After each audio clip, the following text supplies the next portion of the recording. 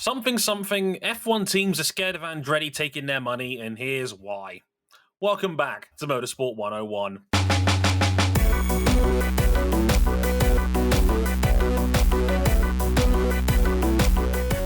Good news, everybody. It's Mexico City, and Porsche's eating good at the table again. Hey, folks, it's episode 415 of Motorsport 101. I'm your friendly neighborhood host, Dre Harrison. Glad you could join us as ever.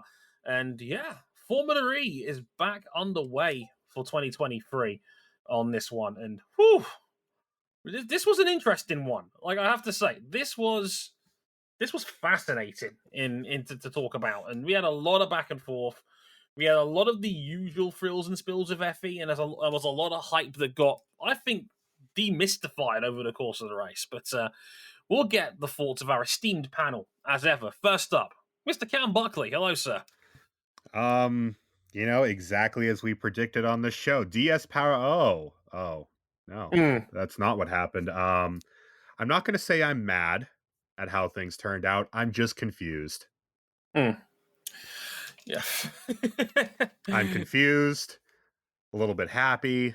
Porsche 1-2-4 in Mexico. Can't wait for this to be the only good performance for Porsche all year, just like last season.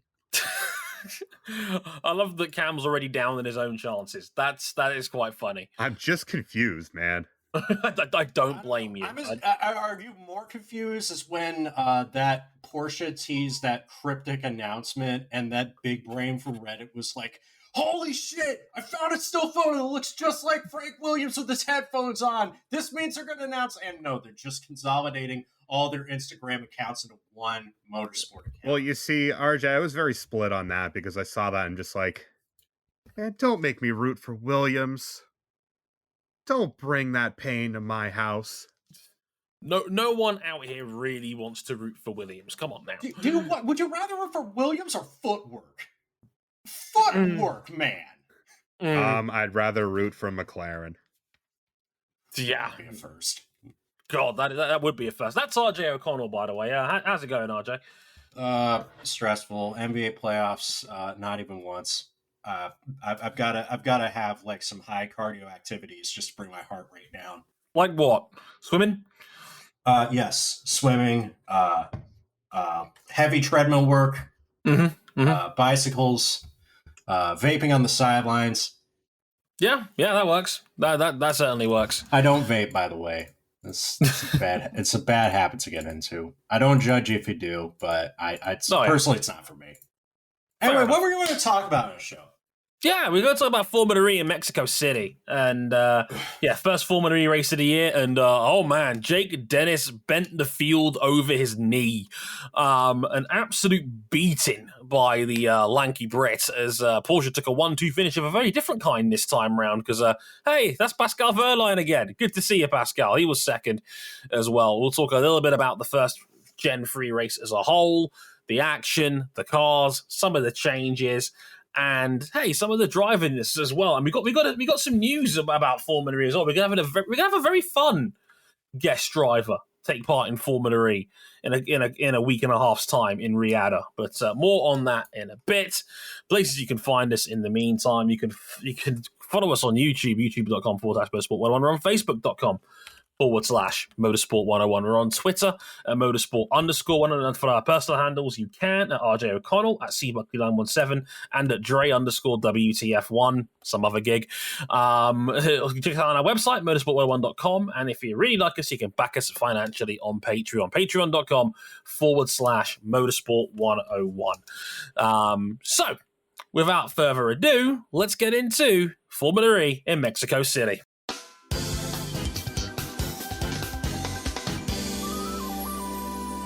These aren't quite the hot takes that you'll see every Wednesday on Hot Takes Wednesday at the WTF1 official Twitch.tv channel. But I think we're going to have some hot takes when talking about this Mexico City review because there are no struggles needed here. Jake Dennis dominated the first E-Prix of the Gen 3 era with a win by 7.2 seconds over Porsche factory driver Pascal Wehrlein. And this was with 3 different safety car interventions at the halfway mark. It was the biggest margin of victory in the series for 5 years, and Dennis's 5th straight finish of 4th or better going back to the previous season. Dennis and Wehrlein will be joined on the podium by Lucas Di Grassi, qualified on pole position and held off Andre Lotterer and rookie Jake Hughes over the course of the final laps. Dre, what'd you make of this first race of this brand new and intrepid era of Formula E racing? It was fine. That's basically how I've got it summed up. It was acceptable. Look, I thought it was a fine race. I don't think this ever got into top tier Formula E racing quality here. They tried with Mexico a little bit. Getting rid of the first chicane ultimately didn't actually do much in the end. This played out a lot like the Gen 2 era, as far as I was concerned. It was scrappy. There was some dodgy reliability. First race of a new era always does. We had Sam Bird's drivetrain fail. We had a couple of other weird racing incidents. We had Robin Frijns drive over the back of Norman Nato's Nissan, which broke his wrist in 2 places. Which is nasty. More about that towards the end of the show. But and we had Eduardo Mortara, who's one of the elite runners in the field, also just spin of his own volition. Very strange stuff. But yeah, I thought it was a decent race. I don't think it was anything massively special.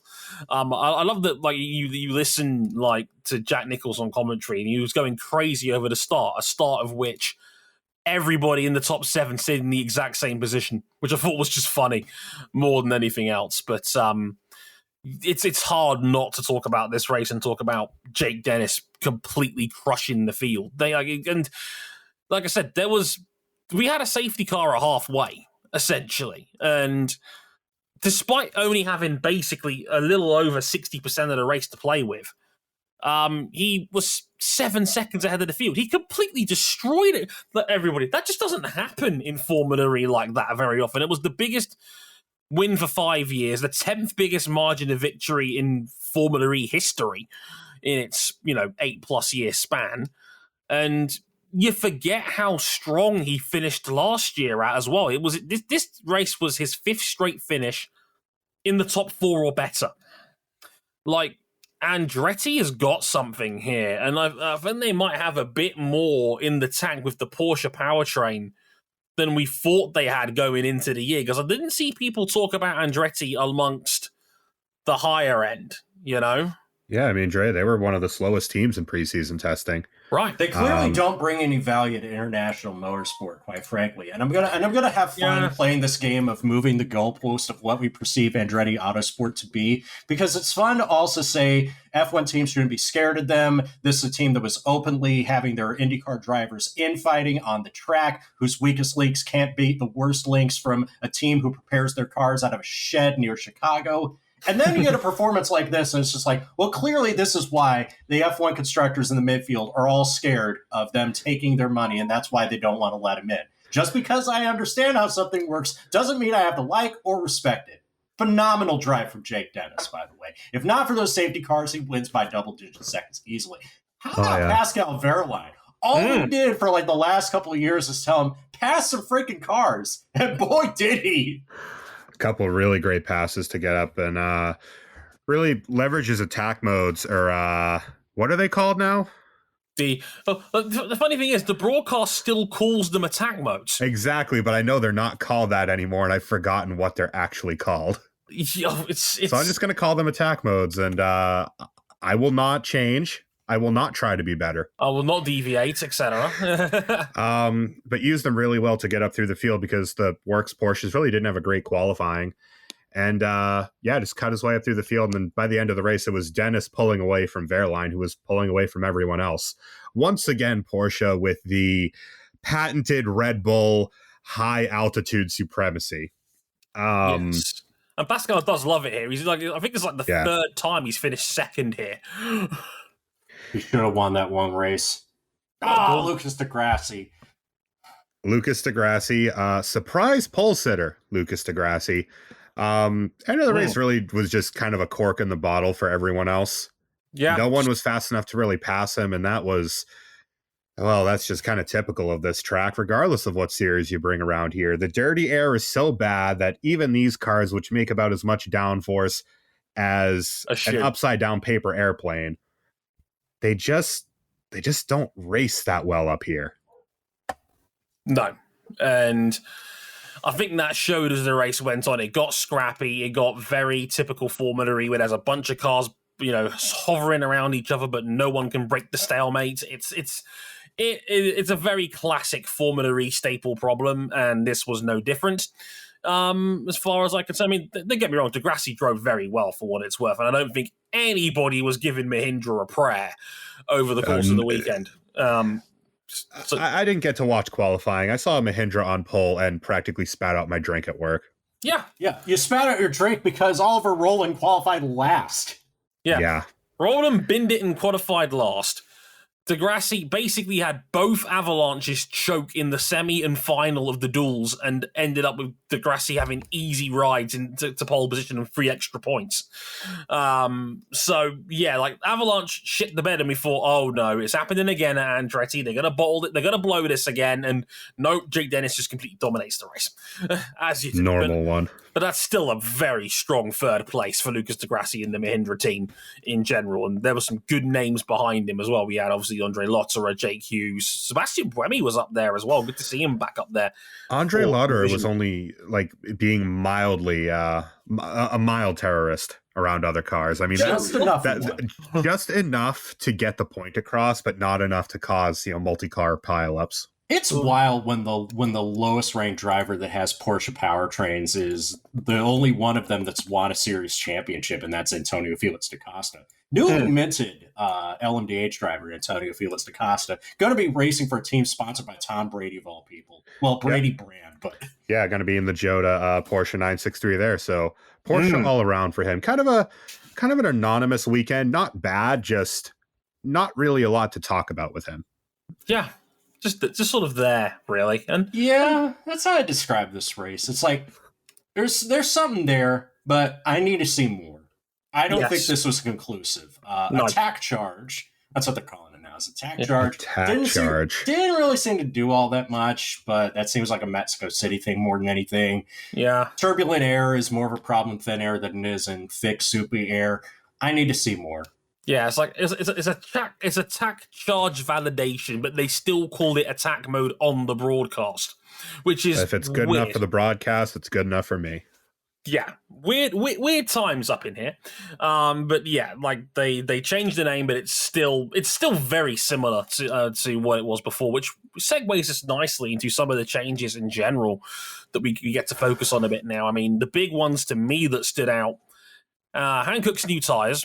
The attack mode tweaks, and the presentation more than anything else. I mean, what did you guys make of that? I'm watching it. When I think of Hankook's Formula E tire supply, and this is a company that is making inroads into a lot of big names in international motorsport, but when I think of their Ion Formula E tires, I'm reminded of the words of Bob Seger in a song that was featured very prominently in Chevrolet advertising during my childhood. Like a rock. Oh, like a rock! Which may have had more grip than these tires. It's wild. These cars have so much more horsepower. They're lighter, and they're 6 seconds a lap slower. And yes, this is with the caveat that the track's modified, but still, that's weird. It is a bit weird. And these tires, though, harder than trying to work up the courage to ask your crush out on a date. These tires were practically indestructible. That's what the FIA wanted. They wanted a tire that, they would use less of them over the course of the weekend, but good God, there was no tire wear. You could not fire them up. And yeah, these cars, like, you could see them just snaking around at low speeds. They just don't have the mechanical grip. Yeah. It was impossible to get heat into them. We saw huge burnout attempts on practice starts and the actual race start itself, trying to get any sort of heat into them. And it just wasn't happening. Like, I know they've turned the tire blanket temperature down. I think it's only 50 degrees now in Formula E, which is nothing for tires in for racing tires. That's well, it's an iceberg. Yeah. Go play OG Assetto Corsa for a little while. Put the tire temperature meter up on there. Try and attack a corner with 50 degrees of tire temp. That's 50 degrees Celsius, not 50 degrees Fahrenheit. Don't worry, they're not that masochistic. Although that would be funny. Yeah, that would be something. But it would be shambolic, but it would also be a little bit funny. It would be a little bit funny. Yeah, because it's hard to say for sure because the layout of the track was different compared to the last time we raced in Mexico because they moved the chicane around. But it's visually clear that these cars are nowhere near the jump that the series was predicting it was going to be going into Gen 3. The talk was going into this race that there was going to be maybe a 4 to 5 second a lap increase. That clearly has not happened. Even if you ignore the moved chicane of Mexico, these cars look physically slower to watch going around corners because of these tires. The speed is certainly there in the straights, but around the twisty parts, it's still not enough of a differential to force passing, and it's tricky out there. It's not ideal. It being so cold there this weekend didn't help in general. No. Yeah, it was six degrees during the race, air and track temperature, freezing in Mexico. Yeah, it really amplified the issue. It was always going to be an issue, but it's significantly amplified by the lower temperatures. We probably need a bigger sample size, I would say, to really judge these tires. This track's kind of an outlier anyway, but not a great first impression. No. While we're on the subject of the negging Formula E train, let's talk about the new graphics, because there's good ideas with these new graphics. I don't hate them. I don't hate the live, laugh, love Eurovision aesthetic as much. Now, if anything, it's become clear that the new E logo is just for really sick camera transitions. Oh yeah, I like that, but.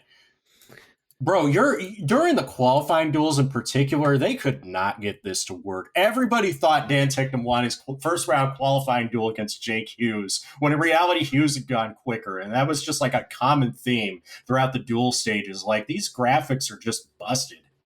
Yeah. Actually, while watching the, I believe, practice 1, I was in a Discord call with Ryan Eric King. Remember him? Right. Really, his work at jalopnik.com, Ryan Eric King. Yeah, please do. It's very good.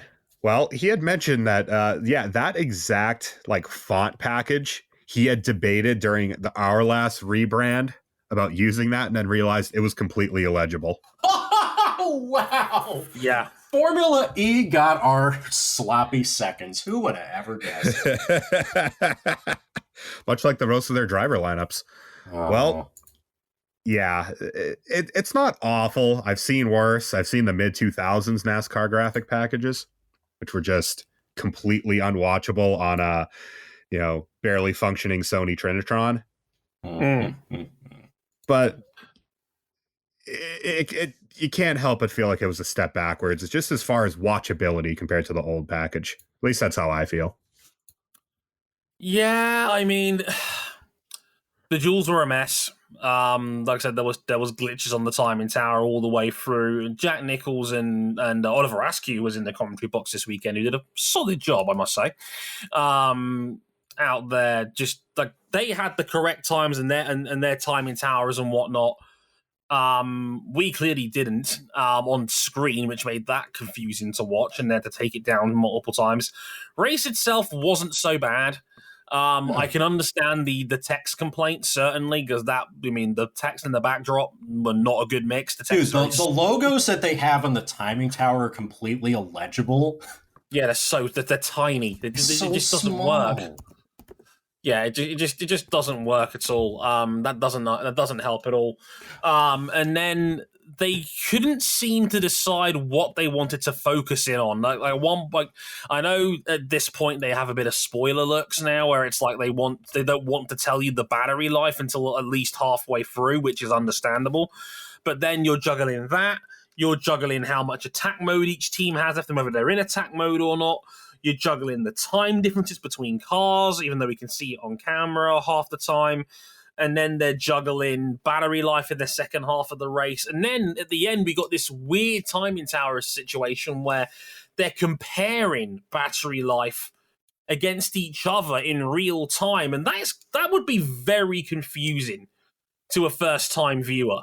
And it just wasn't I mean, they wanted to copy the MotoGP look of having like the big face and top 3 positions and all of that sorted and all. And that's always good. Anything you can rip off of MotoGP's graphics department is always good. Not a lot of people pull it off correctly, but they're the best in business at doing it. Sure. So I understand that, but it was very confusing. It wasn't a great look. It was a bit all over the place, and it just didn't come off as well as I think it could have done on TV. And that's my personal I can agree with it. Before we move on with this segment, I also want to close with the funniest graphical glitch that had nothing to do on the TV. On the podium, they bring up the digital flags for the top 3 finishers. You've got the German flag for Wehrlein, the Brazilian flag for Di Grassi, and then Jake Dennis. They bring up the Union Jack, but it's not the current one. It's a historic Union Jack of the Kingdom of Great Britain, used in the 18th century, that incorporates what is now England and Scotland and Wales. But do you know what's missing? Are the diagonal red stripes to indicate Northern Ireland. And I think it's just funny that with the recent headlines of the FIA trying to be as apolitical and no political stance allowed, no politics, please, woo. And here, Formula E has accidentally gone out and said 20 sits and sits. Oh dear. Yeah, they got that one a bit wrong. I just thought that was funny. Not as funny as the Bears tweet from last year. But that one, St. Patrick's Day celebrations with an orange Protestant river running through Chicago. Oh dear, yeah, that was. There is far too much for me to unpack in that statement. I mean, yeah, that is one way of looking at it, and yeah, like I think a lot of it. I mean, I was going to mention attack mode a little bit here as well, and just mention that 4 minutes. I don't think the attack mode made enough of a difference in this race. Again, don't know how much of this is Mexico exclusive problems and how much of it is just the format in general. Because I'm largely fine with the 4 minute attack mode and the 2 forced stints and the, I agree. I think it adds a legitimate dynamic to how you're actually going to approach your race. Yes. And how you need to balance using that extra pace with how much time you're going to lose with, where you are relative to the drivers around you and where their attack modes are. I think the format itself is, honestly, I think it's the best they've had. The new chicane really did not do much for us here. No, it really didn't. Like it just took away one of the passing opportunities that you could have had. Like we had like one overtake into the chicane, or I think it was when Pascal overtook Lucas Di Grassi, and that was about it. In that chicane, like I know Lotterer tried a couple of times, just couldn't do it, especially from that far back. So yeah, not ideal. I think they could have done better on that one, at least in my opinion. But it wasn't dreadful by any stretch of the imagination. But let's get into some of the drive performances as well. I mean, who stood out to you guys driver-wise? Because we had a bunch of guys stand out on this one, first time of asking as well. There's one that really sticks out. And Dre, I'm just going to lay this one up so you can just tee it and hit it out of the park like this dude did. Are we talking about a McLaren driver? Oh, yeah. We're talking about a McLaren driver who was stuck in Formula 3 and Formula 2 purgatory for what seemed like 27 years. It did. Jake Hughes. Jake Hughes. That was a really, really good first Formula E race for Jake Hughes. Very, very impressive. He ran with that leading group all the way through until Dennis ripped away from it. But Dennis was right there, dicing with Di Grassi, Lotterer, Buemi, guys who've got so much more experience of racing in this category. And I think this is a series where experience matters a lot more than most, given how complicated this series can be. Hughes, first time of asking, comes in and gets in the top 5 straight away. And this is the hope that I think a lot of people had in McLaren going forward. I mean, we were probably just expecting it from the other driver, and that was Rene Rast. But Hughes has stepped up massively. Whole weekend, we had a couple of people in our Discord server who were adamant that he was going to end up qualifying on pole. That didn't quite happen for Hughes in the end, but he was up there, top 5 pace, all race long, all weekend long. Really impressive showing from Jake Hughes all weekend on that one. He was marvelous this weekend. Good weekend for the Jakes. Yes, most certainly. It was a good weekend to be a Jake. It was a grand old Jake off. RJ O'Connell, everybody. Hey. Sasha Fenestraz made it to the duels. Another rookie that made it to the duels, and that's great for him in his first Formula E start. And then he had some of the worst energy management and regen, because that's really hard to do if you're a Formula E rookie, unless you're Jake Hughes. As an aside, just going back and going through our preseason picks in the last episode with our friend S. Garlic, all of our preseason championship picks, that would be Maserati, DS Penske, Jaguar, Mitch, Eduardo Mortara, Matsi Gunther, and Stoffel Vandoorne and Jean-Luc Verne, I believe. Anyway, they all combined for a grand total of 5 points and a best finish of 8th.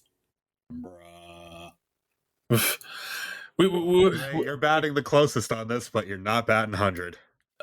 Yeah, I'm well below the Mendoza line on this one, but still the best out of all of us here, so suck it, nerds, is what I would say. Like, I will make the most, I am British, I will make the most of a bad day, because that's what we do in this country. We're eternal optimists. But God, my God. Not ideal, to say the least. All our picks were shit, for the most part, and a lot of the big names were in the midfield. DS Penske, pretty mid all weekend long. Just didn't have ultimate pace. All Jay Penske wanted was to earn his father's love through success. And while this is only one weekend and I don't want to overreact, what the hell happened? What the hell happened with all the DS Powertrains? Well, the one I'm really shocked at is Mortara, because he has been just a bastion of consistency ever since he came into this, and he just dumped it all on his own. So, I mean, my pick is winning the teammate battle, but not on pace alone. Definitely. That was a bit of a surprise. Maserati in general. Yeah, like I said, Mortara was down the road again, didn't look particularly fast. Neither Maserati made the duels. All the people talking about how DS Powertrains were the favorites going in, well, we didn't see it here, certainly. Shout out to Neo, I want to give a mention to as well, because they had some pace. Dan Ticktum making, I think it was the semi-final of the duels as well, and then Dan Ticktum made the quarterfinals of the duels. He got knocked out, and then he took 2 separate penalties during the race itself. Dan, he was caught overpowering on a safety car restart, and then got done for 10 seconds for track extending after he was sent to the back of the field post drive-through penalty. Like, Dan, what are you doing, man? He wasn't last, he was last. That was nailed on. Oh, yeah. He made sure. He doubled down on it. He made absolutely sure he was the last man over the line here. Which, again, it's a shame because the Neo looked quick. They had genuine pace. Surprisingly so. Yeah, Sergio Sette Camera, it's a shame his regen just kind of faded towards the end of the race because Sette Camera was hovering around the points for a good while there, just didn't quite have the regen when it mattered most to get it to be up there and with the points payers. But a solid weekend from Neo. I think they can take a lot of promise out of that weekend, certainly. I think we can all agree. Talked about early on. We're they need to get the results early on. Definitely. While teams are getting used to these new regulations. Yeah. To wrap things up. Yeah, I don't think anybody had a worse weekend, though, than Robin Friends, because nobody else ended the weekend with broken wrists. No. Yeah, get well soon, Robin. Yeah, that was an unfortunate incident. He drove over the back of Norman Narto's car, ended up in the wall, cracked his wrist in 2 places, had to go to hospital pretty much immediately to get it fixed. Thankfully, he's okay. Just obviously, he's likely to miss Riyadh next weekend, but they've brought in a pretty big name replacement in that seat. Kelvin van der Linde will be cashing in his money in the bank briefcase and taking the reins at that Cupra next weekend in Riyadh. So that's going to be interesting. What do you guys make of that one? KVDL in Formula E. I seem to remember, did he not do the Formula E lockdown era esports series that Daniel App got himself in trouble in? And it wasn't even like among like the top 5 dumbest things people did during lockdown, or even the top 500. Yeah. Kelvin van der Linde is a great driver. If you only know him as the main character for that ugly DTM title finish a few years ago, please readjust your parameters. The only reason he is in sports cars and not in a big-time single-seater career is not from a lack of talent. He is extraordinarily good. If Audi did go through with their plans to build a next-generation top-line prototype, he would be in one of those cars. This is a great opportunity for him, and I hope he succeeds at it. Yeah, what do you reckon, Cam? Really can't add any more to that. I mean, Kelvin his reputation is above reproach from everything we've seen in sports cars. But as we've also seen, this is not sports cars. And we're just going to have to see how he gets on in this format because FE is hard to get used to. It is indeed. Unless you're Jake Hughes. Unless you're Jake Hughes, in which you were born to save electricity. Yeah. He was just made to race Lucas Di Grassi hard and finish just behind him. Yeah, as you do. So great to see Kelvin van der Linde back in there for next weekend. Good to see how he gets on. So looking forward to that one. Couple of things before we get out of town real quick. First and foremost, we're doing a Rolex special next week, so that should be fun for the Rolex 24. So if you're into your sports cars, you got your wish. You're getting a Rolex preview. You're all welcome, everybody. So that'll be fun. Cam right now is beaming from ear to ear. Porsche win and a sports car dedicated podcast. He's the happiest man in the world right now. I'd be happier if I was going to the damn race, but maybe another year. Next time. I will have extra fun for everybody that couldn't be here with me. Yes, sir. I'm just sad I won't be there to shoot out the BMW's tires. No, we can't have that. Also, I want to say emotionally real quick, a very speedy get well soon to friend of the show, Jenny Gow, who had a horrible news last week came out. She had a stroke. Jenny's a good friend of mine. She's a big fan of the show. A lot of the opportunities that have come our way as a network have come as a result of Jenny noticing our work over there at the BBC, and one of the sweetest people you will ever get to know as well. So, and we all know, everyone knows how horrible strokes can be. So from all of us here at M101, get well soon, Jenny. Hope to see you back in the paddock soon, and best wishes to you and the partner and the whole family, of course. Horrible news to hear about that. So obviously best wishes to Jen and the fam. We'll be back next week for a Rolex preview. Formula E is back in a couple of weeks' time at Riyadh in Saudi Arabia, our favorite sports washing country. That'll be fun as ever. But places you can catch us in the meantime, we're on youtube.com/motorsport101, facebook.com, same /line at Dre_WTF1, at CBuckley917, at RJ O'Connell, and at motorsport_101 for the M101 podcast, Twitter, our website, motorsport101.com, with all of our content on there. And if you really like us, you can back us financially on patreon.com/motorsport101. $5 gets you early access to all of these shows right before they go live to the public, as well as a supporters club. You can get access to our Discord server on there as well, so you can see these shows live as it happens. Much appreciate Jason for in there as ever. Right, we'll be back next week to preview the 24 Hours of Daytona. Until then, I'm Andre Harrison. They've been Cam Buckley and RJ O'Connell. Sayonara. Later, y'all.